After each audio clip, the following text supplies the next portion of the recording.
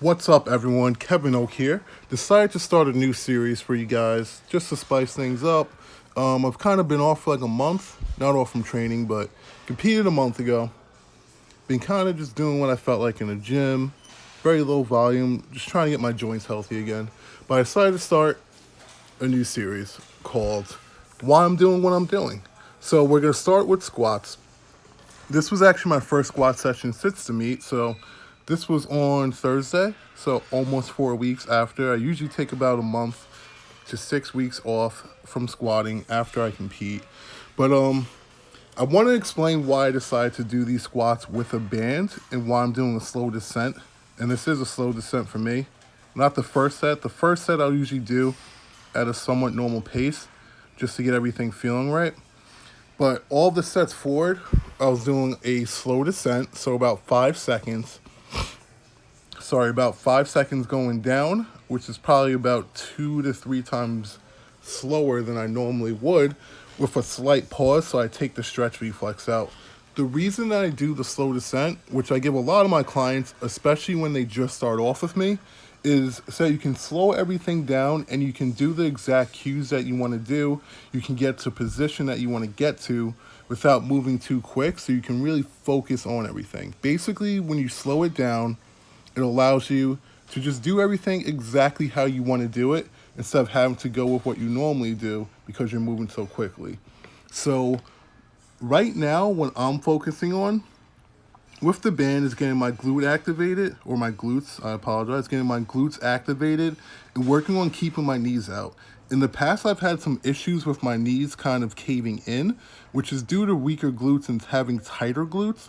So with the band on, it's constantly making me push my knees out, which is making me keep them out and making me activate my glutes. So I actually kept it on the entire time I was squatting, which was probably about like 45 minutes. Also, I do a warm up with them that my PT David Joe gave me. With has a lot to do with it's a lot of mostly lateral stuff and in and out stuff with my knees. Just really trying to get my hips open and to work my glutes. And a lot of it is focusing on keeping my knee in position, like directly over my heels, not letting it cave in, but keeping it out. So I decided to do a whole squat workout with it because it will help with my technique. It will help with my mental cues at the very least, with keeping my knee out when I'm going down. Also, what I'm working on is I widen my stance very slightly, probably like 2 inches on each side. It's not much wider, but it is a little bit wider. And I think between doing that, focusing on keeping my knees out and keeping my shins a little bit more vertical, it will allow me a little more clearance when it comes to adding knee wraps, which kind of gets me into the next thing. I'm thinking about adding knee wraps back in. Now, the issue I've had since I switched back to high bar, when I put knee wraps on, it is very difficult to hit depth. Mostly because I've had a closer stance, and with the high bar, my knees are going very forward. Once they do that, when you have your knee wrapped, you can't bend your knee as much. And with how far forward my knee is, it just gets very difficult to actually get my hip under my knee. So if I can keep my shin a little bit more vertical and I can keep my knee out to give me just a little bit more clearance room, basically, and also that in conjunction with sitting back more, it's just gonna make it a little easier mobility wise for me to get my hips under the top of my knee. So that's why I'm working on these slight changes. And I'm doing them now while the weight is low, and I'm doing them with a slow descent so I can really focus on those cues and I can really get to that exact position that I'm trying to get to. Now, if I can do it now with lighter weight over and over, where I'm really doing it exactly how I want to, once I'm in meet prep, which will probably be November, once I'm in meet prep, it'll be a lot more fluid, it'll be a lot more natural for me so that when I do add more weight, I'm still doing the exact cues and using technique, the stance, etc., that I want to be using. So that's exactly why I was doing all those things. Now getting into sissy squats, I've added these because I have knee tendon issues. And as you, oh, that first set looks so shitty. I can't get deep the first set for some reason. They always feel awful. And then the second set can start getting lower. But the reason I'm doing sissy squats is because I just always have these issues with my quad tendons towards the end of training cycles where once I'm over like 770, 780 pounds, I start getting quad tendon issues.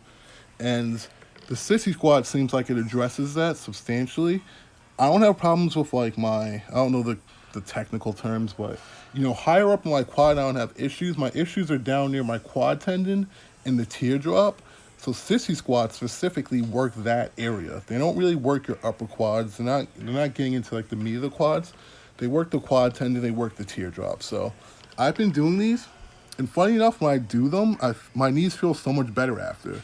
Which you would think I would be sore and all that, but it's like I get very minimal soreness, but my knee range of motion feels better. My knees move a lot smoother, it feels like.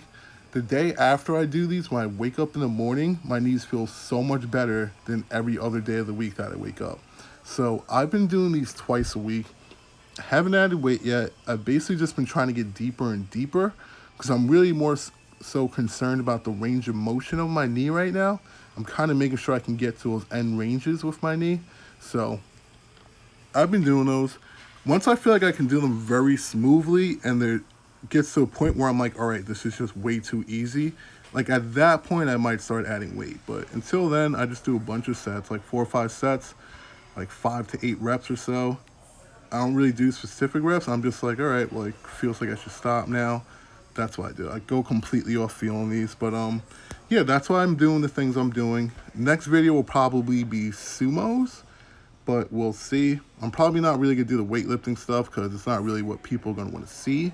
They're gonna want to see more of why I'm doing what I'm doing for the powerlifting movements. But besides that, I got my 2 programs below, my power building program, as well as my 50-day squat program for people who want to get involved with that. Also, anyone who wants to get involved with coaching, email me below. It's growoakstrong@gmail.com. And of course, barbellcommissionapparel.com for all the clothing that I'm wearing, as well as the deadlift socks, compression shorts, and t-shirts. We still have some stuff left, so check it out if you want any of that. Until next time.